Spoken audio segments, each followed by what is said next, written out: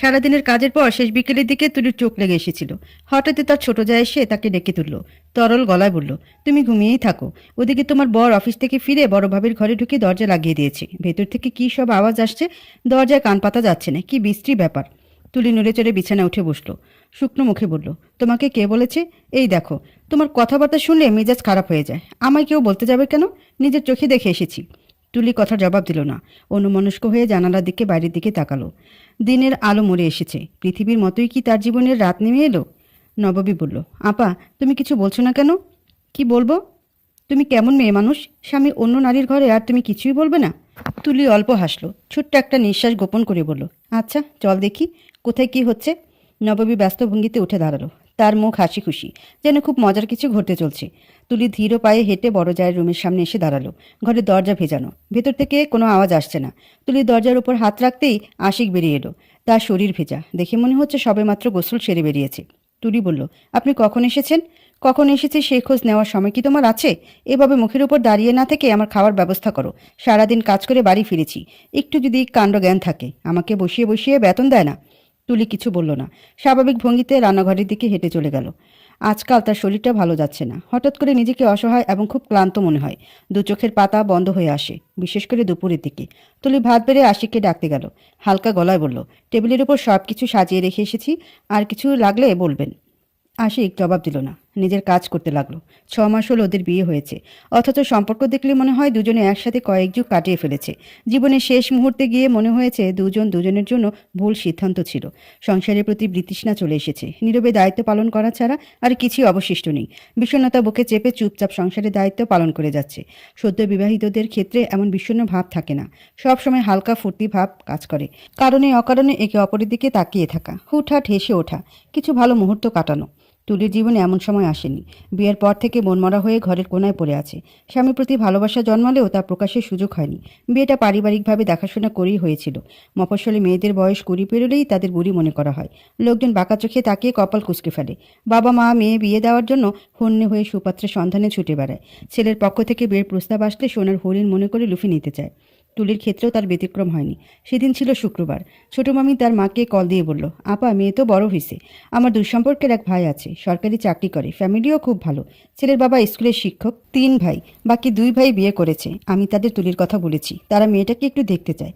এমনি একটা রেস্তোরাঁ দেখাশোনা হলো, ছেলে মেয়ে পছন্দ হলে বিয়ের কথা আগানো যাবে।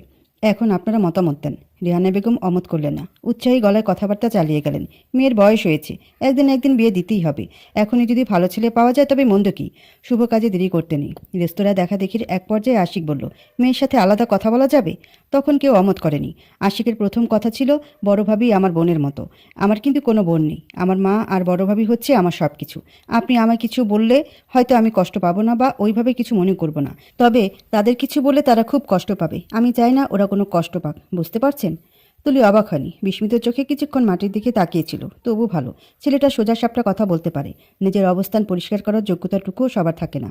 আশিকে ছিল, সে প্রশংসার দাবিদার। মজার ব্যাপার হচ্ছে, তুলির অতি রক্ষণশীল মায়েরও এই কথার ব্যাপারে কোনো দ্বিমত ছিল না। উল্টো তিনি বললেন, ছোট থেকে ভাবির কাছে মানুষ হয়েছে তো, তাই অমন বলে। তুই কিছু মনে করিস না, বিয়ের পর থেকে দেবুর ভাবির সম্পর্কের ঘনিষ্ঠতা নজরে পড়েছে। দীর্ঘ সময় গল্পগুজব, কারণে অকারণে হেসে ওঠা, কোনো কিছু তার নজর এড়ায়নি। দেখেও না দেখার ভাব করে গেছে। যেখানে নিজের বাবা মা বোঝা মনে করে, সেখানে অন্যের প্রতি প্রত্যাশা জন্মায় না। তুলি ছোট্ট একটা নিঃশ্বাস গোপন করে আকাশের দিকে তাকালো। সূর্য ডুবে গেছে, ধরণীতে আধার ঘনীভূত হচ্ছে। পশ্চিম আকাশে সন্ধ্যা তারা ফুটেছে। অপূর্ব লাগছে তারাটাকে। জাহানারা বললেন, এভাবে বসে আছো কেন? শরীর খারাপ লাগছে নাকি? তিনি সম্পর্কে তুলির শাশুড়ি, সরল সোজা ধরনের মেয়ে মানুষ। তুলি বলল, না মা, এমনিতেই ভালো লাগছে না। আপনার কি কিছু লাগবে? আমার কিছু লাগবে না। ছেলেগুলোর বায়নার নাস্তার আয়োজন করেছিলাম, ভাবলাম তোমাকেও ডেকে নেই। মেঝেতে শীতল পাটি বেছানো হয়েছে। জাহানারা নাস্তার অনেক আয়োজন করেছেন। পনিরের সমোচা ছাড়াও ডালের বড়া বানিয়েছেন। আলুর চপ তৈরি হয়েছে। একটা বাটিতে পেঁয়াজ, মরিচ, শসা, টমেটো কুচি করে কেটে রাখা হয়েছে। সেসব দিয়ে মুড়ি মাখা হবে। আশিক হাসি হাসি মুখ করে রজনীর পাশে বসে আছে। বেশিরভাগ সময়ই তাকে বড়ভাবির কাছে বসতে দেখা যায়। এ নিয়ে বাড়ির কারোর কোনো অভিযোগ নেই। রজনীর স্বামী আলতাফ হোসেন মুখ গম্ভীর করে চেয়ারে বসে আছেন। বোধহয় এইমাত্র দোকান থেকে ফিরেছেন। জাহানারা বললেন, তুলি, ওখানে দাঁড়িয়ে আছো কেন? আশিকের পাশে গিয়ে বসো। তুলি অল্প হাসলো, স্বাভাবিক গলায় বলল, না মা, আমার কিছু খেতে ইচ্ছে করছে না। আমি বরং ঘরে যাই। কথাগুলো বলে সে আর এক মুহূর্ত সেখানে দাঁড়ালো না। হঠাৎই তার চোখের সামনে সব কিছু ঝাপসা হতে শুরু করেছে। সে তার চোখের পানি কাউকে দেখাতে চায় না। রাত 11টার দিকে আশিক ঘরে ঢুকলো। তার চোখ জোড়া রক্তের মতো লাল হয়ে আছে। তুলি বলল, এতক্ষণ কোথায় ছিলেন? বন্ধুদের সাথে ছিলাম। কেন? সে কথা দিয়ে তোমার দরকার কি? তখন মা জানতে চাচ্ছিলেন। মা জানতে চাইলে সোজাসুজি আমার কাছে জিজ্ঞেস করতো, মাঝে তোমার ভাড়াটিয়া রাখতো না। যাই হোক, বাড়ির সবাই কোথায় গেছিল? অফিস থেকে ফিরে কাউকে ঘরে দেখলাম না। বাবা মা বড় ভাইয়ার দোকানে গিয়েছিলেন। আমরা 3 বউ বাড়ি ছিলাম। আশিক ভালো মন্দ কিছুই বলল না। লাইট নিভিয়ে বিছানায় পিঠ এলিয়ে দিল। তুলি হতাশ গলায় বলল, একটা কথা জানতে চাইবো? কি কথা? আপনি তখন বড় ভাবির ঘরে কি করছিলেন? নববী বলল। তুলি কথা শেষ করতে পারল না, তার আগেই আশিক তার গলা চেপে ধরল। তীক্ষ্ণ গলায় বলল, কি নববী? নববী তোমায় কি বলেছে? নববী কিছু বলেনি, শুধু তোমায় ডেকে দিয়েছে। আশিক তুলির গলা ছেড়ে একটু সরে গেল। কঠিন মুখে বলল, এই বাড়িটা আমার বাবার। বড় বাবির ঘর বলতে কিছু নেই। তাছাড়া আমি ভাবির ঘরে যাইনি, বাথরুমে গোসল করতে গেছিলাম। তুলি কথা বলতে পারছে না, সমান তালে কাশছে। আশিক তার দিকে পানির গ্লাস এগিয়ে দিয়ে বলল, আর কখনো এমন অবান্তর কথা বলবে না। এসব ফালতু কথা শুনলে আমার মাথা গরম হয়ে যায়। তুমি তো জানো বড় ভাবি আমার বোনের মতো। তাছাড়া নববীকে আমার সহ্য হয় না। আমি সেভাবে কিছু বলতে চাইনি। তুমি কোনভাবে কি বলতে চাইতে পারো তা আমি খুব ভালো করেই জানি। নববীর মতো চরিত্রহীনার কথায় তুমি আমায় সন্দেহ করলে? যে মেয়ে প্রেমিকের সাথে ধরা পড়ার পর বাড়ি থেকে জোর করে বিয়ে দিয়ে দেয়, তার কথায়? আমি তো ভাবতেই পারছি না। দুঃখিত। আমি যেন আর কখনো তোমায় নববীর আশেপাশে না দেখি। আর যদি কখনো দেখেছি তুমি ওই মেয়ের সাথে গাল গপ্প করছো, সেদিন বুঝতে পারবে আমি কি জিনিস। তুলে হাসলো। আলোর স্বল্পতার জন্য সে হাসি আশিকের নজরে পড়ল না। প্রেমিকের সাথে একান্ত সময় কাটাতে গিয়ে ধরা পড়লে দোষটা কি শুধু মেয়েটার উপর বর্তায়? ছেলের কোনো দোষ থাকে না? নববীকে বাড়ির কেন মানুষ পছন্দ করে না? এমনকি তার স্বামীও তাকে খুব একটা পছন্দ করে না। গত বর্ষে একান্তে কিছু সময় কাটাতে তালেব নববীর বাড়িতে গিয়েছিল। নববীর মা বাবা কেউ বাড়ি ছিলেন না। দাওয়াত খেতে গিয়েছিলেন, কিন্তু তারা দুজনে খুব দ্রুত ফিরে আসে। তালেব ওই বাড়িতে ধরা পড়ে যায়। তারপর নানান ঝামেলা শেষে ওদের দুজনের বিয়ে হয়েছে। বিয়ের পর থেকে তালেব কেমন বদলে যেতে শুরু করেছে। নববীকে আগের মতো সময় দেয় না, গুরুত্ব কমিয়ে দিয়েছে। তুলি অনেক রাত পর্যন্ত জেগে রইল। শেষ রাতে একটু ঝিমুনির মতো এসেছিল। স্বপ্ন দেখে ঘুম ভেঙে গেল। তখনও অন্ধকার পুরোপুরি কাটেনি। তুলি খেয়াল করলো আশিক বিছানা নেই। রুমের সাথে লাগানো বেলকনিতে দাঁড়িয়ে কারোর সাথে কথা বলছি। প্রতিটি শব্দ খুব সাবধানে উচ্চারণ করছে, যেন কেউ শুনতে না পারে। তবুও কয়েকটা কথা স্পষ্ট শোনা গেল। সে বলছে, মেয়েটার সাথে 6 মাস বিয়ে হয়েছে। কয়েক রাত একসাথে ছিলাম। সমস্যা হবে না তো? আকাশ মেঘলা, অল্প অল্প বাতাস দিচ্ছে। তুলি বিছানার কোণে গুটিসুটি হয়ে বসে আছে। তার শরীর আবারও খারাপ হতে শুরু করেছে। নানান চিন্তা মস্তিষ্ক ভারী হয়ে আসে। আশিক কি তাকে পাচার করে দিতে চায়, নাকি অন্য কোনো পরিকল্পনা করছে? মাঝে মধ্যে রাত কাটিয়েছি বলতে কি বোঝালো? তার সাথে কাটানো রাতের কথা বলছে না তো? তুলি আর ভাবতে পারল না। 2 হাত দিয়ে মাথা চেপে ধরল। মাথার মধ্যে সূক্ষ্ম যন্ত্রণা হচ্ছে। শেষ রাতের পর আর ঘুমোতে পারেনি। ঘুমের ভান ধরেছিল। মাঝরাতে ঘুম ভাঙলে সে ঘুম জোড়া লাগানো যায়, তবে শেষ রাতের ঘুম আর জোড়া লাগে না। আশিক বেলকনি থেকে এসে শুয়ে পড়ছে। তুলি জেগে আছে কিনা দেখার প্রয়োজন মনে করেনি। ঘড়িতে সকাল 6টা বাজে। বাড়ির কেউ এত সকাল ঘুম থেকে ওঠে না। জাহানারা মাঝে মধ্যে উঠলেও আবার ঘুমিয়ে পড়েন। তুলি বিছানা ছেড়ে রান্নাঘরের দিকে গেল। 1 কাপ চা পান করলে হয়তো মাথাটা ছেড়ে দিতে পারে। রজনী রান্নাঘরে একটা চেয়ারে বসে আছে। তুলি দেখে কোমল গলায় বলল, তোমার চোখ মুখ এমন দেখাচ্ছে কেন? চা খাবে? গ্যাসের চুলায় পানি ফুটছে। তুলি সেদিকে তাকিয়ে রইল। যদিও তার কয়েকটা কঠিন কথা বলতে ইচ্ছে করছিল, কিন্তু বলল না। হালকা মাথা নাড়ালো। রজনী বলল, তোমার চোখ মুখ শুকনো দেখাচ্ছে কেন? রাতে ঘুম হয়নি? হয়েছে অল্প। আজকাল শরীর খুব একটা ভালো যাচ্ছে না। মাঝে মধ্যে খুব ক্লান্ত লাগে। কিছুদিন ভালো কোনো জায়গা থেকে ঘুরে আসা প্রয়োজন। তাহলে দেখবে এসব কিছু ঠিক হয়ে গেছে। বরকে বলে হানিমুনে চলে যেতে পারো। বিয়ের খুব বেশি দিন পার হয়নি। তুলি বিস্মিত চোখে বড় জায়ের দিকে তাকিয়ে আছে। এই মহিলার সাথে আশিকের সম্পর্ক থাকলে সে নিশ্চয়ই হানিমুনে যাওয়ার বুদ্ধি দেবে না, নাকি এর অন্য কোনো পরিকল্পনা আছে? তুলি একটা ছোট্ট নিঃশ্বাস গোপন করে বলল, কিছু মনে না করলে একটা কথা জানতে চাইবো? চা বানানো শেষ, চুলো নিভিয়ে দেওয়া হচ্ছে। রজনী কাপে চা ঢালতে ঢালতে বলল, হ্যাঁ হ্যাঁ বলো। কিছু মনে করবো কেন? তুমি তো আমার বোনের মতো। গতকাল বিকেলে কোথায় ছিলেন? বাড়িতে দেখলাম না যে। আমি তো মা বাবার সাথে ওর দোকানে গিয়েছিলাম। মা সবাইকে যেতে বলেছিলেন। নববী যেতে চায়নি, আর তুমি বিশ্রাম নিচ্ছিলে বিধায় বিরক্ত করিনি। ও। রজনী তুলির শরীরে হাত রাখলো। অসম্ভব কোমল গলায় বলল, মনে হচ্ছে তোমার মন ভালো নেই। আশিকের সাথে কি কিছু হয়েছে? আমাকে বলতে পারো, আমি বুঝিয়ে বলবো। ও আমায় নিজের বড় বোনের মতো সম্মান করে। তুলি মাথা নাড়ালো। এই মহিলাকে তার সুবিধার মনে হয় না। সারাক্ষণ আশিকের আশেপাশে ঘুরঘুর করে, যেন এ বাড়িতে আশিকের ওপর তার অধিকারই সবচেয়ে বেশি। মেয়েরা নিজের স্বামীর পাশে অন্য মেয়ের ছায়াকে পর্যন্ত সহ্য করতে পারে না, সেখানে এই মহিলা রীতিমতো খবরদারি করে। তুলি ছোট ছোট চুমুকে চা শেষ করলো। বেলা বাড়ছে, রান্নার কাজ শুরু করতে হবে। রান্নার দিকটা রজনী দেখাশোনা করে। মাঝে মধ্যে কেউ কিছু সাহায্য করে দেয়। জাহানারা ছেলের বউদের মেয়ের মতো ভালোবাসেন, কাজের ভুল ধরেন না বললেই চলে। হঠাৎই তুলির কিছু খেয়াল হলো। রজনীর ব্যাপারে শাশুড়িমাকে জিজ্ঞেস করলে মন্দ হয় না, ঘুরিয়ে পেঁচিয়ে বলে উনি বুঝতে পারবে না। জাহানারা বিছানার চাদর ঠিক করছিলেন। তুলি তার পাশে গিয়ে দাঁড়ালো, নরম গলায় বলল, মা, সকালে কি রান্না হবে? বড় আবাকে দেখলাম সবজি কাটছে। জাহানারা সহজ গলায় বললেন, কি রান্না হবে তা নিয়ে ভাবতে হবে না। রজনীকে সব কিছু বলে এসেছি। তোমার শরীর ভালো? তুলি মাথা নাড়ল, লজ্জিত ভঙ্গিতে বলল, বড় আপা বলছিল কাল আপনি আমার খোঁজ করছিলেন, সবাই ভাইয়ার দোকানে গেছিল। হ্যাঁ, সবাইকে নিয়ে বের হতে চেয়েছিলাম, তুমি ঘুমোচ্ছিলে, নবাবী যেতে চাইল না, পরে তোমার শ্বশুর আর রজনীকে নিয়ে গেছিলাম। তুলি একটু কেঁপে উঠল। জাহানারা মিথ্যে কথা বলেন না। সে এ বাড়িতে আসার পর থেকে জাহানারাকে কখনো মিথ্যে বলতে দেখিনি। তবে কি নববী মিথ্যে বলছে? কিন্তু কেন? তুলির সাথে নববীর কোনো দ্বন্দ্ব নেই, ঝগড়া তো অনেক দূরের কথা, সামান্য কথা কাটাকাটি পর্যন্ত হয়নি। সে কেন এমন মিথ্যে বলতে গেল? তুলি চিন্তিত মুখে শাশুড়ির ঘর থেকে বেরিয়ে গেল। নববীর সাথে এ ব্যাপারে কথা বলতে হবে, কিছু রহস্য নিশ্চয়ই আছে। নববীর ঘুম ভাঙেনি। বেশিরভাগ দিন সে বেলা 10টা পর্যন্ত শুয়ে থাকে। আজও তার ব্যতিক্রম হয়নি। বিছানায় শুয়ে কোলবালিশ জড়িয়ে ধরে আছে। তালেব ঘরে নেই। তুলি দীর্ঘশ্বাস ফেলে ঘর থেকে বেরিয়ে এলো। আশিক অফিসের জন্য তৈরি হচ্ছে। গোসল শেষ করে গায়ে কালো শার্ট চাপিয়ে চুল আঁচড়াচ্ছে। দেখতে ভালো লাগছে। তুলি বিছানায় বসলো। আশিক বলল, কিছু হয়েছে? মনমরা দেখাচ্ছে কেন? তুলি চমকে উঠল, নিজেকে সামলে নিয়ে বলল, এমনিতেই, কিছু হয়নি। আশিক অসম্ভব কোমল গলায় বলল, বাড়ির কথা মনে পড়ছে? মায়ের কাছে যেতে চাও? অনেক দিন হয়ে গেছে মা বাবার সাথে দেখা হয় না, যেতে পারলে খুব ভালো হয়। একা যেতে পারবে নাকি আমার নিয়ে যেতে হবে? আপনি নিয়ে যাবেন? যাব না কেন? আচ্ছা, তাহলে আগামী বৃহস্পতিবার চলো, রাতে টিকিট কাটবো, অফিস থেকে ফিরে রওনা দেবো। কোনো সমস্যা হবে? তুলি উৎসুক দৃষ্টিতে আশিকের দিকে তাকালো, ঝলমলে গলায় বলল, না না, কোনো সমস্যা হবে না, আমি মা বাবাকে বলে রাখবো। তুলি মন ভালো হয়ে গেল। কতদিন বাদে মা বাবার সাথে দেখা হবে, কথা বলতে পারবে, ভাবতেই ভালো লাগছে। মন আনন্দে নেচে উঠছে। আশিক অফিসে চলে গেছে। নববীর সাথে কথা হয়নি। তুলি ঠিক করলো নববীকে আচ্ছা করে বকা দিয়ে দেবে। এভাবে সংসারের ভাঙন ধরানোর মানে কি? আশিক বড় জায়ের ঘরে ছিল ঠিকই, কিন্তু বড় যা তখন ঘরে ছিল না। ওইসব শব্দ সবকিছু মিথ্যে। তুলি একটু চিন্তিত হয়ে পড়ল, নববী কোনো শত্রুতা করছে না তো? দুপুরে খাওয়ার পরপরই তুলি হাই তুলতে শুরু করলো। ঘুমে তার চোখ জুড়িয়ে আসছে। জাহানারা বললেন, তোমার শরীর খারাপ নাকি? না মা, ঘুম পাচ্ছে। তাহলে গিয়ে শুয়ে পড়ো। তুলি কথা বাড়ালো না। এলোমেলো পায়ে ঘর পর্যন্ত গিয়ে বিছানায় পিঠ টেলিয়ে দিল এবং প্রায় সাথে সাথে ঘুমিয়ে পড়ল। ঘুম ভাঙল দুঃস্বপ্ন দেখে, ভয়ঙ্কর রকমের দুঃস্বপ্ন। তুলি পরপর কয়েকটা শ্বাস প্রশ্বাস নিয়ে বিছানায় উঠে বসল। স্বপ্নের কথাগুলো মনে করতে পারছে না। তার শরীর ঘেমে গেছে। সে জানালা দিয়ে বাইরের দিকে তাকালো। দিনের আলো চকচক করছে। কথা বলে দিবাস্বপ্ন সত্যি হয় না। তবুও তুলির বুক কাঁপতে লাগলো। বালিশের পাশ থেকে মোবাইল হাতে নিয়ে মায়ের নম্বরে কল দিল। ফোনের ওপাশ থেকে মধ্যবয়স্ক মহিলার গলার আওয়াজ শোনা গেল। তিনি যথাসম্ভব গম্ভীর গলায় বলছেন, কেমন আছিস? সব কিছু ঠিকঠাক আছে? তুলি কাপা গলায় বলল, না মা, কিছু ঠিক নেই, খুব বাজে একটা স্বপ্ন দেখেছি। রেশমা বেগম চিন্তিত গলায় বললেন, দুঃস্বপ্ন দেখা ভালো কথা না।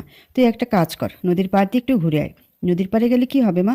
মনে অশান্তি থাকলে মানুষ এমন বাজে স্বপ্ন দেখে। নদী মনের অশান্তিকে চুষে নেয়। তুলি ফোন নামিয়ে রাখলো। তার মায়ের কাছে এই একটা সমাধানই আছে, কিছু হলেই নদীর পাড়ে গিয়ে বসে লম্বা লম্বা শ্বাস নিতে হবে। ছোটবেলা দুঃস্বপ্ন দেখলে তার মা তাকে নিয়ে নদীর পাড়ে গিয়ে বসে থাকতো। তুলি মায়ের আদেশ অমান্য করলো না, কখনো করেও না। তড়িঘড়ি করে তৈরি হয়ে নিল। আশিকদের বাড়ির পাশে ছোট মতো একটা নদী আছে। কয়েক পা হেঁটে গেলেই সরু মতো খাল চোখে পড়ে। অবশ্য কোনো এক কালে এই নদীর বিশালতা ছিল। অজস্র জলরাশি বুকে নিয়ে সাগর পানে ছুটত। আজ তা সে ক্ষমতা নেই, মরে গিয়ে খালের মতো হয়ে গেছে। তুলি দীর্ঘশ্বাস ছাড়ল। আলো মরে এসেছে, চারদিক অন্ধকার হয়ে যাচ্ছে, আকাশে লাল আভা ফুটে উঠেছে। তুলি নদীর দিক থেকে চোখ সরালো। বাড়ি ফিরতে হবে। দ্রুত পায়ে বাড়ির পথে হাঁটা শুরু করলো। তড়িঘড়ির জন্য পায়ে শাড়ি জড়িয়ে যাচ্ছে। তুলি যখন বাড়ির সামনে পৌঁছলো ততক্ষণে চারদিক অন্ধকার হয়ে গিয়েছে। রাস্তার আলো জ্বলেনি। হঠাৎই তার নজর পড়লো একটা ছায়ার দিকে। ছায়ামূর্তিটা কারোর সাথে কথা বলছে। তুলি অবাক চোখে সেদিকে এগিয়ে গেল। নববী কোনো ছেলের সাথে কথা বলছে। তুলি বলল, কি হচ্ছে এখানে? নববী মিকি হেসে বলল, একটা পার্সেল অর্ডার করেছিলাম, ওটাই নিতে এসেছি। তুলি কিছু না বলে বাড়ির ভেতর চলে গেল। যেতে যেতে শুনতে পেল ছেলেটা বলছে, ম্যাডাম সই করুন, এই যে চৈতি লেখা আছে এখানে। রাত 10টার মতো বাজে। তুলি বারান্দার কোনায় বসে আছে, হাতে চায়ের কাপ। চা ঠান্ডা হয়ে যাচ্ছে, সেদিকে খেয়াল নেই তার। এক দৃষ্টিতে বাড়ির দিকে তাকিয়ে আছে। আশিক এখনও বাড়ি ফেরেনি। ফোনে কথা হয়েছে, তার ফিরতে দেরি হবে। হঠাৎই নববী এসে তুলির পাশে বসলো। ধরা গলায় বলল, তোমাকে আমার একটা কাজ করে দিতে হবে। দিতেই হবে কিন্তু। তুলি ভাবলে শিন গলায় বলল, কি কাজ করতে হবে? তালেবের খোঁজ এনে দিতে হবে। সে কোথাও চলে গেছে। চলে গেছে মানে? চলে গেছে মানে হারিয়ে গেছে। আমার সাথে ঝগড়া করে হারিয়ে গেছে। আগে তুমি একটু শান্ত হয়ে বসো। কি হয়েছে খুলে বলো, এমন ছটফট করছো কেন? নববী তরল গলায় বলল, তালেবের অন্য মেয়ের সাথে সম্পর্ক আছে। এখন সে আর আমার সাথে সংসার করবে না। ওই মেয়েকে বিয়ে করতে চায়। তুলি খানিকক্ষণ স্তব্ধ হয়ে বসে রইল। সরু গলায় বলল, এখানে আমি কি করতে পারি? তুমি বাবা মায়ের সঙ্গে কথা বলো, ওনারা ভালো বুঝবেন। তাছাড়া তালেবের সাথে আমার তেমন কোনো সম্পর্ক নেই। ঠিক মতো কথাও হয় না। এখানে আমার কিছুই করার নেই। নবাবী হতাশ চোখে তুলির দিকে তাকিয়ে আছে। তার ঠোঁটের কোনো অদ্ভুত হাসি খেলা করছে। তুলি সে হাসি ধরতে পারল না। যথাসম্ভব শক্ত গলায় বলল, শোনো নবাবী, তোমাকে একটা কথা বলি। অন্যের ঘর ভাঙতে চাইলে নিজের ঘরও ঠিক থাকে না। সেদিন আশিক বড় আপার ঘরে গিয়েছিল ঠিকই, কিন্তু আপা ঘরে ছিল না। তুমি অযথা আমায় ওইসব কথা বলেছিলে। কেন বলেছিলে? আমার সংসারে ঝামেলা বাঁধিয়ে তোমার কী লাভ? নবাবী ঠোঁট উল্টে হাসল। তাচ্ছিলে সুরে বলল, তুমি বড় আপার কথা বিশ্বাস করে নিলে? ও মহিলা কেমন ঘুঘু তা তোমার জানা নেই। সময় হোক, তখন বুঝতে পারবে। আমি ভালোর জন্যই বলেছিলাম। তুলি জাহানারার কথা বলতে গিয়েও থেমে গেল। নববীর ভাব লক্ষণ সুবিধার মনে হচ্ছে না। নববী কিছু বলতে যাবে, ঠিক তখনই আশিক এলো। গম্ভীর গলায় বলল, এখানে বসে আছো কেন? ঘরে এসো। তুলি কিছু না বলে উঠে দাঁড়ালো। ধীর পায়ে আশিককে অনুসরণ করে ঘরের দিকে যেতে লাগলো। নববী অদ্ভুত চোখে ওদের দিকে তাকিয়ে আছে। তার ঠোঁটের কোণে রহস্যময় হাসি ফুটে উঠেছে। আশিক বলল, নববীর সাথে কি কথা বলছিলে? তেমন কিছু না, তালেবের সাথে নাকি ঝগড়া হয়েছে তাই বলছিল। আশিক তুলির পাশে বসলো। সহজ ভঙ্গিতে তুলির কাঁধে হাত রেখে বলল, ওদের এই ঝামেলা নতুন কিছু নয়, বিয়ের আগে থেকে শুরু হয়েছে। তুমি এসব ব্যাপারে মাথা দিতে যেও না। নববীকে যতটা সোজা আর সরল মনে হয়, বাস্তবে সে অত সহজ না। একটা কথা জিজ্ঞেস করব, বলো। নববীর সাথে তালেবের বিয়েটা কি স্বাভাবিকভাবে হয়েছিল? আসলে আমি অনেক কিছুই শুনেছি, সেই জন্য জানতে চাইলাম। তুমি কি শুনেছ? আমি বুঝতে পারছি। কথাগুলো 90% সত্য, বাকি 10% মিথ্যে। তুলি ভ্রুকুচকে বলল, 10% মিথ্যে বলতে? তালেবের সাথে নবাবের সম্পর্ক ছিল, এটা সত্যি। কিন্তু সেদিন ওই বাড়িতে অনৈতিক কিছু হয়নি। আমার কথা বুঝতে পারছো? তুলি মাথা নাড়ল। আশিক শীতল গলায় বলল, বিয়ের কয়েকদিন আগে নবাবীর বাবা মা দুজনের কেউ বাড়ি ছিলেন না। নবাবী তালিবকে কল দিয়ে বলল সে খুব অসুস্থ, বাড়িতে কেউ নেই। তালেব এই কথা শুনে ঠিক থাকতে পারেনি। ভালোবাসার মানুষের অসুস্থতার খবর কোনো পুরুষকে স্বাভাবিক রাখতে পারে না, দুর্বল করে ফেলে। তালেবের ক্ষেত্রেও তার ব্যতিক্রম হলো না। সব কিছু ভুলে সে নববীর বাড়িতে চলে গেল। তারপর ও বাড়িতে গিয়ে দেখে নববী সত্যিই খুব অসুস্থ, কাত হয়ে বিছানায় শুয়ে আছে, ক্রমাগত বমি করছে। তালেব গিয়ে তার কাছে বসলো, ব্যস্ত গলায় বলল, তোমাকে এমন অসুস্থ রেখে আঙ্কেল আন্টি গেলেন কিভাবে? নববী কিছু বলল না, শূন্য দৃষ্টিতে তালেবের দিকে তাকিয়ে রইল।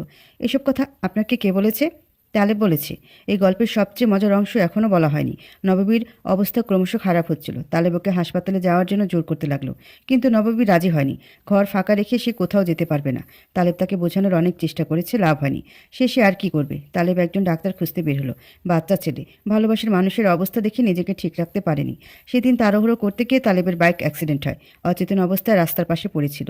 লোকজন ওকে ধরে হাসপাতালে নিয়ে যায়। হাতে পায়ের কিছু না হলেও মাথায় খুব জোর চোট পেয়েছিল। পরের দিন তালেবের জ্ঞান ফিরে।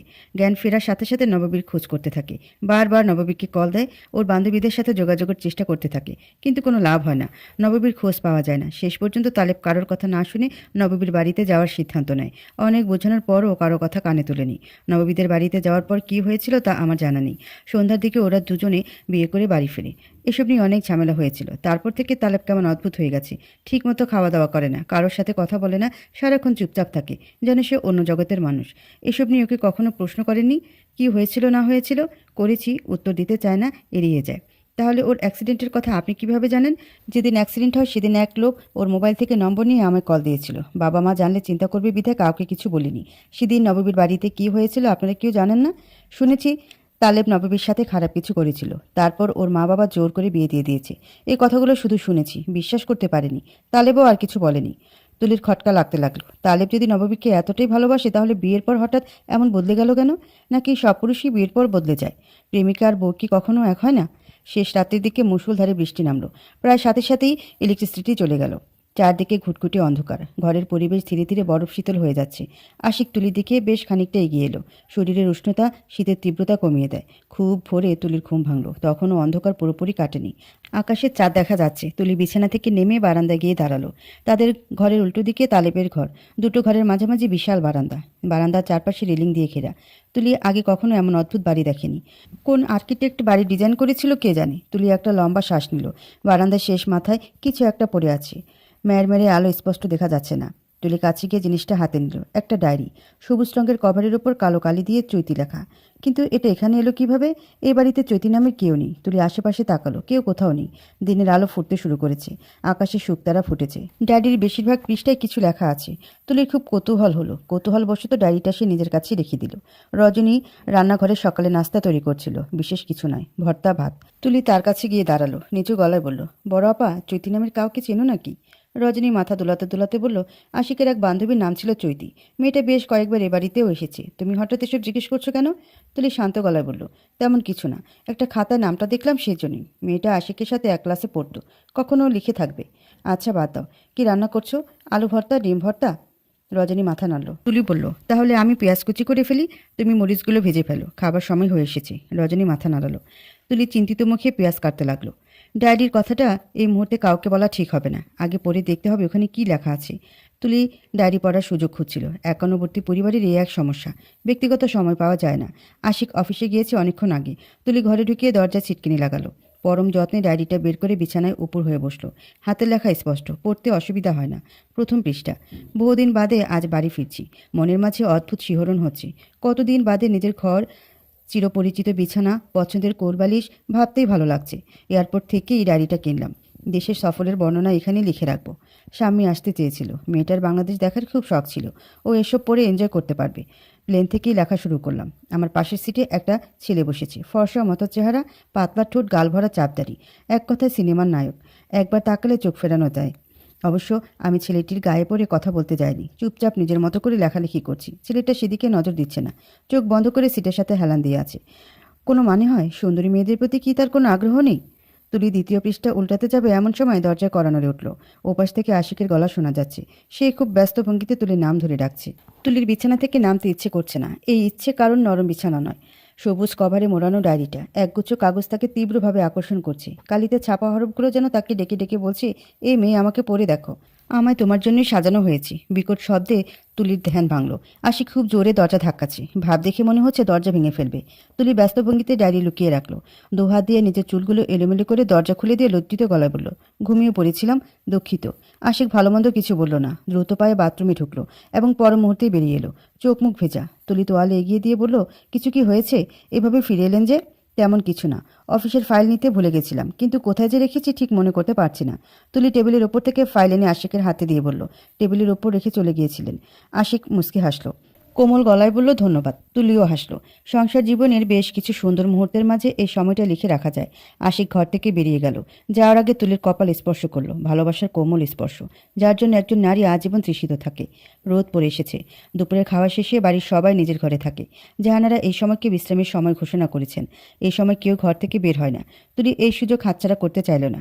কাপড়ের নিচ থেকে ডায়েরি বের করে ইজি চেয়ারে বসলো। চেয়ারটা ঘরে দক্ষিণ কোণে জানালার পাশে রাখা। চেয়ারের সামনে ছোট একটা টেবিল।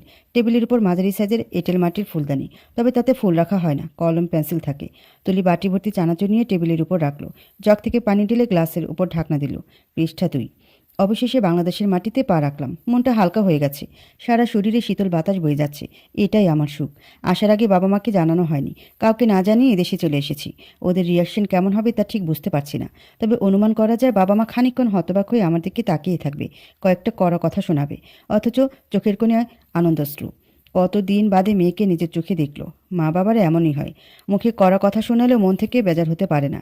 আমার থেকে 2 মিনিটে বড় আপা নিশ্চয়ই চোখ মুখ কুচকে তাকিয়ে থাকবে, বিরক্ত গলায় বলবে, আমার খাট দখল করতে চলে এসেছে।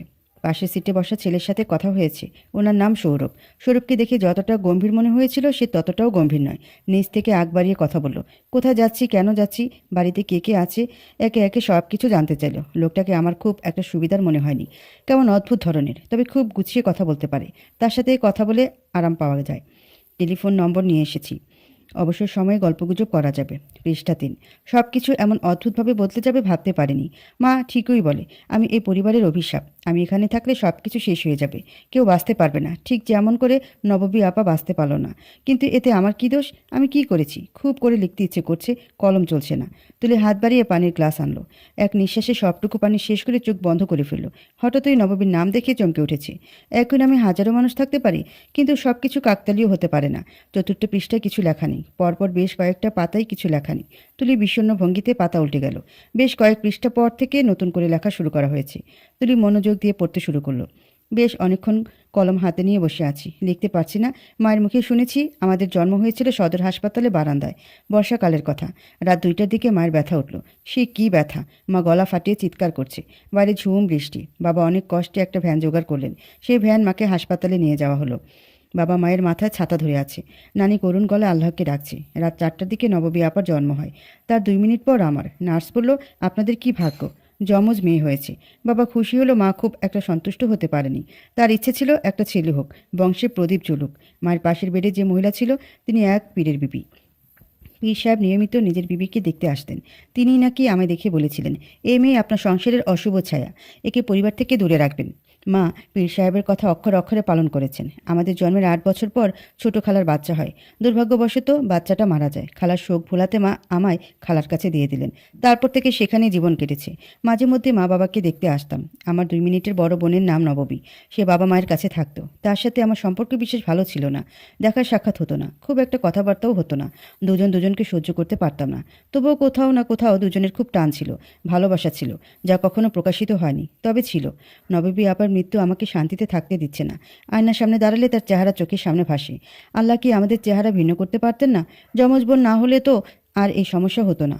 নিশ্চিন্তে দিন কাটাতে পারতাম। তবে আমি একটা সিদ্ধান্ত নিয়েছি, ওই ছেলেটাকে খুঁজে বের করব। তার পাপের শাস্তি তাকে পেতেই হবে, যে কোনো মূল্যে পেতে হবে। ওই মানুষটার জন্য মা বাবা আপার মৃত্যুর খবরটা পর্যন্ত প্রকাশ করতে পারেনি।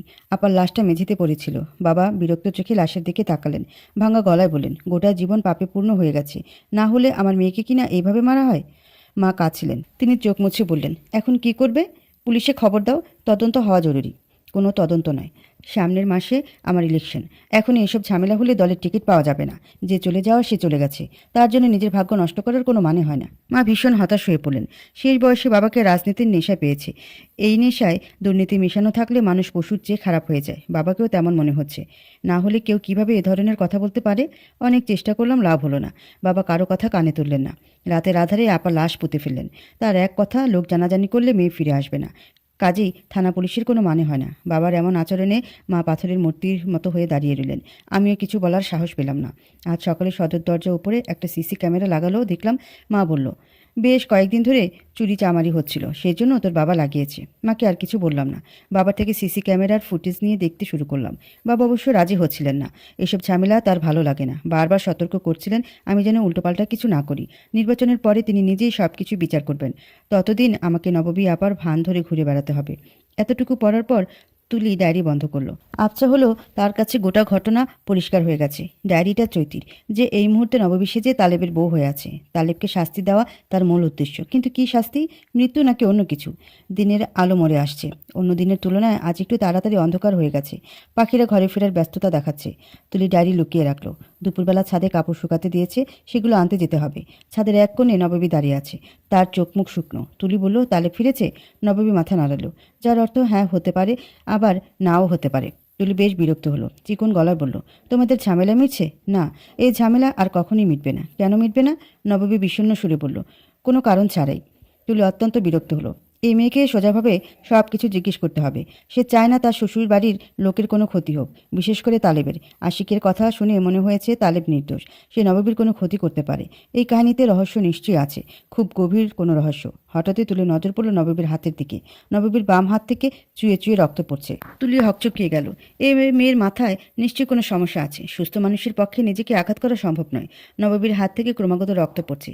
সে রক্ত বন্ধ করার চেষ্টা করছে না, বরং ঠোঁটের কোণে অদ্ভুত হাসি ঝুলিয়ে রেখেছে। তুলির মাথা ঘুরতে লাগলো। রক্ত দেখলে তার শরীর ঝিমঝিম করে, হাত পা অবশ হয়ে যায়। হঠাৎ নিজেকে খুব অসহায় এবং ক্লান্ত মনে হয়। তুলি একটু কেঁপে উঠল। পরক্ষণে নিজেকে সামলে নিয়ে নববীর বাহু ধরে টান দিয়ে তীক্ষ্ণ গলা বলল, এসব পাগলামোর মানে কি? কি করছো তুমি? নববী শান্ত গলায় বলল, মানসিক যন্ত্রণাকে শারীরিক যন্ত্রণা দিয়ে ঢাকার চেষ্টা করছি, অনেকটা শাক দিয়ে মাছ ঢাকার মতো। এসব কেন করছো নববী? তালেবের সাথে কি কিছু হয়েছে? দেখি তোমার হাতটা দেখি। ইস, কতটা কেটে গেছে। পাগল হয়ে গেলে নাকি? তুমি আমায় চৈতি নামে ডাকতে পারো। তুলি চমকে উঠল। নিজেকে স্বাভাবিক রাখার আপ্রাণ চেষ্টা করতে করতে বলল, কেন? এই নামে ডাকবো কেন? আমি জানি ডায়েরিটা তোমার কাছে আছে। সত্যি বলতে আমি নিজেই ওইটা তোমায় দিয়েছি। কেন দিয়েছ? আমাকে এসব জানিয়ে তোমার কী লাভ? লাভ ক্ষতির হিসাব করিনি। এই পৃথিবীতে অন্তত একজন মানুষ থাকুক যে আমার ব্যাপারে সবটা জানবে, আমার হারিয়ে যাওয়ার কারণ বুঝতে পারবে। এসব পরে জানলেও হবে। তুমি এদিকে এসো। হাত থেকে রক্ত পড়ছে, রক্ত বন্ধ করা জরুরি। নববী বাধ্য মেয়ের মতো ছাদ থেকে নেমে আসলো। তার চোখ মুখ জলজল করছে, ঠোঁটের কোণে মৃদু হাসি। তুলি ঘরে ঢুকিয়ে ফার্স্ট এড বক্স বের করলো। কাটা জায়গা পরিষ্কার করে ব্যান্ডেজ করে দিল। অসম্ভব কোমল গলায় বলল, তুমি এসব কেন করছো? কি চাও তুমি? আমি মরতে চাই, শান্তিতে ঘুমাতে চাই। অনেক দিন শান্তির ঘুম ঘুমানো হয় না। হঠাৎ হঠাৎ ঘুম ভেঙে যায়। কেন মরতে চাও তুমি? তুমি জানো না কেন ডায়েরি পড়া শেষ হয়নি? তুলি মাথা নাড়ল, মৃদু গলায় বলল, কিছুটা পড়েছি, শেষ হয়নি। ও আচ্ছা, কি হয়েছে? সবকিছু কি আমায় খুলে বলা যায়? কি শুনতে চাও তুমি? আমার জীবন সিনেমা থেকেও অতিরঞ্জিত, সিরিয়ালের থেকেও প্যাঁচানো, নাটক থেকেও হাস্যকর। এখানে কোনো সুখ নেই, শান্তি নেই, সম্ভাবনা নেই। সবার জীবনেই সমস্যা থাকে, কিছু কম কিছু বেশি। জীবনে হতাশ হবার কিছু নেই। মোটিভেশন দেওয়া সহজ, মেনে নেওয়া খুব কঠিন। এ কথা সত্য, তাই বলে তুমি নিজেকে শেষ করে দিবে? কি করব আমি? আমি যে খুব বড় ভুল করে ফেলেছি। এই ভুলে যে মাসুল হয় না। কি ভুল করেছ? প্রথম থেকে বলি। ওই দিন যখন আমি বাড়ি পৌঁছি ততক্ষণ নববী আপা দুনিয়ার মায়া ত্যাগ করে চলে গেছে। নিজের চোখকে বিশ্বাস করতে পারছিলাম না। আপার পোশাক এলোমেলো হয়েছিল, শরীরে আঁচড়ের দাগ। বাবা বললেন কেউ হয়তো ওর শ্লীলতাহানি করেছে, তারপর খুন করে রেখে গেছে। মা খুব কাঁদছিলেন, ভেজা গলায় বললেন, তুমি এখনও দাঁড়িয়ে আছো কেন? পুলিশে খবর দাও। বাবা রাজি হলেন না। সামনের মাসে তার নির্বাচন। এক্ষুনি এসব নিয়ে লোকজন জানাজানি হলে রাজনৈতিক কেরিয়ার শেষ হয়ে যাবে। আমি বলার মতো ভাষা খুঁজে পাইনি। একজন বাবা কিভাবে নিজের মেয়ের থেকে সামান্য রাজনীতিকে গুরুত্ব দিতে পারে? শত অবিশ্বাসের পরও বাবা নিজের কথা রাখলেন। রাতের আধারে আপাকে মাটিতে পুঁতে ফেলা হলো। সেই রাতে ঘুমাতে পারিনি, কাঁদতে পারিনি। ইচ্ছে করছিল নিজেকে শেষ করে ফেলি, তাও পারিনি। পাহাড় সমান ক্ষোভ বুকে মাঝে কবর দিয়েছি। সেদিন সকালে বিষণ্ণ মনে বাড়ির ভিতর ঘুরছিলাম। কিছু ভালো লাগছিল না। নববী আপার সাথে কত স্মৃতি জড়িয়ে আছে। দুজনে মিলে দেয়ালে আঁকিবুকি করেছি, পুকুরে সাঁতার কেটেছি, গভীর রাতে পছন্দের পুরুষ নিয়ে আলাপ করেছি, মায়ের বকা শুনেছি, খাবার কাড়াকাড়ি করেছি। আপা খুব হিংসা করতাম। ও বাবা মায়ের কাছে থাকতে পারত বেশি আদরে। মাঝে মধ্যে খুব কঠিন কথা শোনাতাম। আপা রাগ করতো না, হয়তো আমার অবস্থা বুঝতো। ভাবতে চোখের দৃষ্টি ঝাপসা হয়ে আসে। আনমনে অনেক কিছু চিন্তা করছিলাম। হঠাৎ নজর পড়ল সদর দরজার উপরে একটা সিসি ক্যামেরা লাগানো। মায়ের কাছে শুনলাম বাবা লাগিয়েছে। ফুটেজ দেখলাম, সেখানে তালেবের দেখা পাই। সে বাড়িতে ঢোকার সময় বেশ চুপি চুপি চোরের মতো করে ঢুকেছে, অথচ বেরিয়ে যাওয়ার সময় খুব তাড়াহুড়ো ছিল। আগে পরে তালেবের কথা শুনলেও কখনো ছবি দেখা হয়নি। আপা দেখাতে চাইতো না। অবশ্য ওদের সম্পর্ক খুব বেশি দিনের ছিল না। তড়িঘড়ি করে আপার মোবাইল চেক করলাম। তালেবের সাথে আপার অনেক কথা হয়েছে। কিছু নিষিদ্ধ আলাপ চোখে পড়ল। বুঝতে বাকি রইল না এই কাজ কার। সিদ্ধান্ত নিলাম আমি নিজেই ওকে ওর পাপের শাস্তি দেব। পুলিশের ওপর ভরসা করলে নানান রকমের ছেঁড়া কাটা হবে। বাবাকে বলেও কোনো লাভ হতো না। তার রাজনৈতিক নেশার কাছে আত্মীয় স্বজন মূল্যহীন হয়ে পড়েছিল। ভাগ্যে কি অদ্ভুত পরিহাস। পরের দিনই তালেব আমাদের বাড়িতে আসলো। ঠিক করলাম আপার জায়গায় আমি ওকে বিয়ে করব। ওর জীবনকে তিলে তিলে শেষ করে ফেলবো। বাবাকে আমার পরিকল্পনার কথা বললাম। অদ্ভুতভাবে বাবা খুব সহজে রাজি হয়ে গেলেন। মা অমত করছিলেন, কিন্তু লাভ হয়নি। আমাদের বিয়ে হলো। তাহলে বারবার প্রশ্ন করছিল কেন এমন করছি, কি সমস্যা। ওর কথার কোনো জবাব দিনি। কী বা বলতাম আমি? এরপর এই বাড়িতে আসি। খুব বেশি প্রয়োজন না হলে তালেব আমার সাথে কথা বলতো না। সবসময় অভিমানী মুখ নিয়ে ঘুরে বেড়াতো, লুকিয়ে লুকিয়ে চোখের পানি ফেলতো। অবশ্য এসব আমার ওপর কোনো প্রভাব ফেলতো না। আমি তো শুধু ওকে কষ্ট দিতে চাইতাম, এই পরিবারের ভাঙন চাইতাম। নানান উপায়ে তালেবকে কষ্ট দিয়েছি। মা বাবাকে ওর বিষয়ে ভুল বুঝিয়েছি। আশিক ভাইয়ের সাথে তোমার সম্পর্ক নষ্ট করতে চেয়েছি। বড় ভাবির চরিত্রে দাগ দিয়েছি। আমি কখনো নিজেকে ক্ষমা করতে পারবো না, কখনোই না। তুলি চৈতির হাত ওপর হাত রাখলো, তরল গলায় বলল, তুমি তোমার পরিকল্পনায় চলছিলে, হঠাৎ এমন বদল ঘটল কেন? গতকাল সন্ধ্যায় তালেবের সাথে ঝগড়া করেছিলাম। ঝগড়ার এক পর্যায়ে ও রাগ করে বাড়ি থেকে চলে যায়। তবে ওর মোবাইলটা নিয়ে যায়নি। তাতে কি হলো? কি পেয়েছো মোবাইলে? ওর মোবাইলে একটা কল রেকর্ড পেয়েছি। ওই কলে নববী আপার সাথে তালেবের শেষবার কথা হয়েছিল। কি কথা? নববী আপা বলছিল খুব অসুস্থ হয়ে পড়েছি, নাক মুখ থেকে রক্ত পড়ছে, আমি আর বাঁচব না, আমার সারা শরীর জ্বলে যাচ্ছে, খুব চুলকাচ্ছে। তালেব বলছিল সে খুব দ্রুত ডাক্তার নিয়ে আসবে, চিন্তা না করতে। ওদের এসব কথা শোনার পরে আমি তোমার কাছে এসেছিলাম, সব কিছু বলতে চেয়েছিলাম, কিন্তু তার আগে আশিক ভাই তোমাকে ডেকে নিয়ে গেল। আমি তোমাদের পিছু পিছু গিয়েছিলাম। আশিক ভাইয়ের কথাও শুনেছি। আমার খুব কষ্ট হচ্ছে। ভুল বুঝে দুটো জীবন নষ্ট করে দিলাম। আমাদের বাড়ির পাশের এক ভাবি আমায় বলেছিল, নববী তোর রোগ কমেছে, এখনও কি শরীর জ্বলে আর চুলকায়? আমি তাকে ভালো মন্দ কিছু বলিনি। তোমার সে ভাবি জানতো না যে তোমরা যমজ। ছোটবেলাতেই আমি বাড়ি ছেড়ে চলে গেছিলাম। এই বাড়িতে খুব একটা আশা হতো না। মা বাবাও আমার ব্যাপারে কাউকে বিশেষ কিছু বলতেন না। যারা আমার কথা জানতো তারা জানতো আমি বিদেশ থাকি। চেহারা হুবহু মিল হওয়ায় কেউ ধরতে পারতো না। তাহলে নববীর সাথে দেখা হতো কিভাবে? তোমাদের এত স্মৃতি, বেশিরভাগ সময় নানু বাড়িতে দেখা হতো, মোবাইলে কথাবার্তা চলতো। তুলি তীক্ষ্ণ চোখে চৈতির দিকে তাকালো। মেয়েটার কথাগুলো খুব একটা বিশ্বাস হচ্ছে না, আবার ঠিক অবিশ্বাসও করতে পারছে না। মা বাবা এমন হতে পারে নাকি? দীর্ঘ সময় বিদেশে থাকলেও প্রতিবেশীরা জানে না এমন হয় নাকি? চৈতি ফুপিয়ে ফুপিয়ে কাঁদতে লাগলো। তুলি তার মাথায় হাত বুলিয়ে দিয়ে বলল, নিজেকে শান্ত করো। আমরা অতীত বদলাতে পারি না, তবে অনিশ্চিত ভবিষ্যৎ সাজাতে পারি। আর কিছু সাজানোর নেই, সব কিছু শেষ হয়ে গেছে। আমি তালেবের সামনে দাঁড়াতে পারবো না, ওর চোখে চোখ রেখে সত্য বলতে পারবো না। আমি হেরে গেছি, ভীষণ বাজেভাবে হেরে গেছি। সূর্য ডুবে গেছে, চারদিকে অন্ধকার। খোলা জানালা দিয়ে চাঁদের আলো ঢুকছে। মেঝেতে সরল ধরনের নকশা তৈরি হয়েছে। চৈতি চোখ মুছে উঠে দাঁড়ালো। তার পা কাঁপছে, হাঁটতে পারছে না, মনে হচ্ছে এক্ষুনি মাটিতে লুটিয়ে পড়বে। তালেব নদীর পাড়ে একটা বট গাছের সাথে হেলান দিয়ে বসে আছে। কিছুক্ষণ আগে বন্ধুদের সাথে বিশেষ কিছু খেয়েছে। ধীরে ধীরে নেশায় বোধ হয়ে যাচ্ছে। বট গাছের চারপাশে ঝোপঝাড়ের মতো। চারদিকে মশা ভনভন করছে, মাঝে মধ্যেই তার শরীরে কামড় বসাচ্ছে। তালে বলস ভঙ্গিতে হাত নাড়ালো, বিষণ্ণ গলায় বলল, তোরা কি আমার শরীরের সব রক্ত চুষে নিতে পারিস, মুক্তি দিতে পারিস এই নিষ্ঠুর পৃথিবী থেকে? কথাগুলো বলে সে নিজের মনে হাসলো। এমন জীবন তো সে চায়নি। যাকে ভালোবেসে নিজে সবটুকু বিলিয়ে দিতে পারতো, সেই ওর জীবনে কলঙ্কের দাগ দিয়েছে, সমাজের সামনে অপমানিত করেছে। এ কেমন ভালোবাসা? তালে পকেটে হাত ঢুকিয়ে সিগারেটের প্যাকেট বের করলো। দিয়াশলায় কাঠি ধরিয়ে সিগারেট জ্বালালো। ঠোঁটের মাঝে রেখে লম্বা টান দিতে দিতে বলল, এই আগুনও আমার মনকে শান্ত করতে পারে না। গোটা পৃথিবীর কোথাও কি কোনো শান্তি নেই? শান্তি থাকবে কেন? এই পৃথিবীতেও অনেক শান্তি আছে, শুধু তাকে খুঁজে পেতে হয়, মন থেকে শান্তির কাছে যেতে হয়। তালেব চমকে পেছনে ফিরে তাকালো। এই যে নববী, কাপা গলায় বলল, তুমি এখানে কেন এসেছো? এই জায়গার ঠিকানা কোথায় পেলে? কে দিয়েছে? নববী খুব সুন্দর করে হাসলো। অসম্ভব কোমল গলায় বলল, প্রিয় মানুষের ঠিকানা খুঁজে পেতে হয় না, তারা যে হৃদয় মাঝে থাকে। কি বলতে চাও তুমি? বলতে চাই আমি কোনো মানুষ নেই, আমি যে তোমার হৃদয়ের কম্পন, তোমার হৃদয়ের স্পন্দন। এক মুহূর্তের জন্য আমি তোমার থেকে আলাদা হই না। আমি তোমার কথা বুঝতে পারছি না। সে আমার কথা বাদ দাও, তুমি তো শান্তির খোঁজ করছিলে, তোমার কি শান্তি চাই? তালেব শরীরের ভর ছেড়ে দিল। মাটিতে লুটিয়ে পড়ে উত্তেজিত গলায় বলল, হ্যাঁ হ্যাঁ চাই, খুব করে চাই, একটু শান্তি চাই। তুমি জানো বেশিরভাগ রাতে আমার ঘুম আসে না, বিছানায় শুয়ে ছটফট করি। আচ্ছা, কোথায় গেলে শান্তি পাওয়া যায়? নববী তালেবের কাছে এগিয়ে গেল, মাথায় হাত বুলিয়ে দিয়ে বলল, পরিপূর্ণ মানসিক শান্তি একমাত্র আল্লাহর দিকেই রয়েছে। কিভাবে এই শান্তির কাছে যাব? তোমায় খুব ভোরে ঘুম থেকে উঠতে হবে, গোসল সেরে নামাজ পড়তে হবে, খানিকক্ষণ কোরআন তেলাওয়াত করে মনকে শান্ত করতে হবে, দুনিয়া সুখের চিন্তা বাদ দিয়ে পরকালের কথা ভাবতে হবে। তবে তুমি প্রকৃত শান্তির খোঁজ পাবে। এটাই শান্তি, সত্যিকারের শান্তি। এছাড়া বাকি সব কিছু মরীচিকার মতো ক্ষণস্থায়ী। তালেব অবশ গলায় বলল, কে তুমি? আমার এসব কথা বলছো কেন? তুমি তো নববী নও। ঠিক বলেছ তুমি, আমি নববী নই। আমি তোমার মস্তিষ্ক, হারিয়ে যাওয়া বিবেক, যাকে তুমি ঘুম পাড়িয়ে রাখতে চাও, সিগারেটের ধোঁয়া যাকে নিস্তেজ করে দিতে চাও। আমি সে।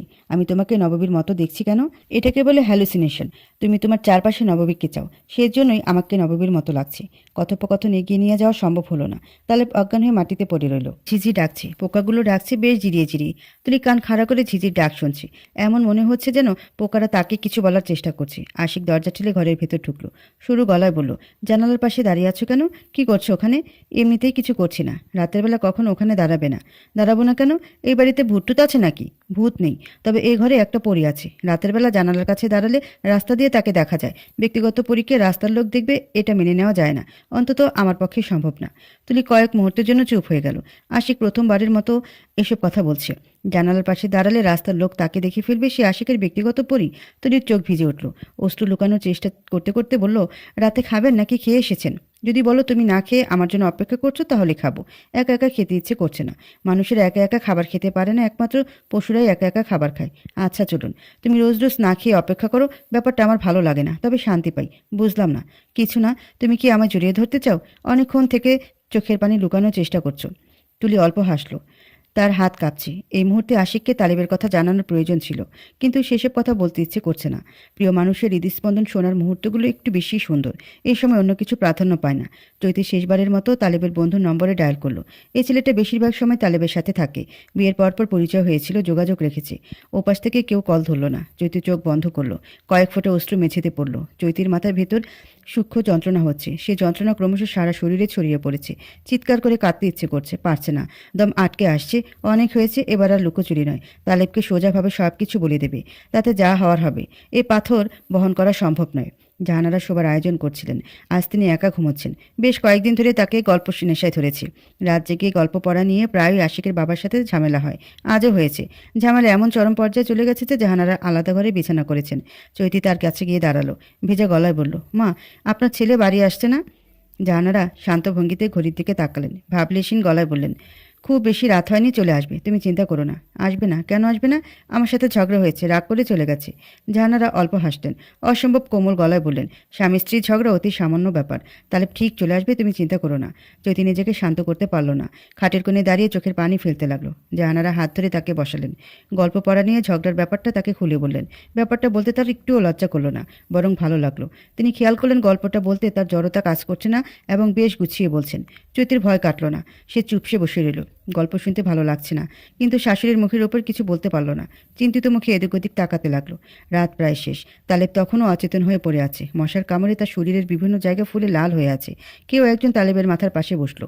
থলে থেকে পানির বোতল বের করে অবিচেতন ব্যক্তি চোখে মুখে ছিটিয়ে দিয়ে বলল, এখানে পড়ে আছিস কেন? পানির ঝাপটায় তালেবের জ্ঞান ফিরল। মাথায় হাত দিয়ে উঠে বসতে বসতে বলল, কে আপনি? এখানে কি করছেন? আমি ভিখারি মানুষ, শেষ রাতে নদীর পাড়ে হাওয়া খেতে এসেছি। তোকে দেখে তো ভদ্রঘরের ছেলে মনে হয়। রাত দুপুরে এখানে পড়ে আছিস কেন? তালেব কথা জবাব দিল না। পকেট থেকে 200 টাকার নোট বের করে বৃদ্ধার হাতে ধরিয়ে দিয়ে হনহন করে চলে গেল। ছেলেটা খুব দ্রুত হাঁটছে বেশ শক্ত পায়, এলোমেলো পা ফেলছে না। বৃদ্ধ ভিখারি সেদিকে তাকিয়ে দীর্ঘশ্বাস ছাড়ল। আনমনে বলে উঠল, ছেলেটা বেঁচে থাকলে আজ এমনই শক্ত সামর্থ্য হতো। রাতের বেলা হাঁটাহাঁটি করার মজাই আলাদা। লোকজন থাকে না, মাঝে মধ্যে 2-1টা কুকুর দেখা যায়। তালেব বাড়ির সামনে থমকে দাঁড়ালো। দূর থেকে একটা ছায়ামূর্তি দেখা যাচ্ছে।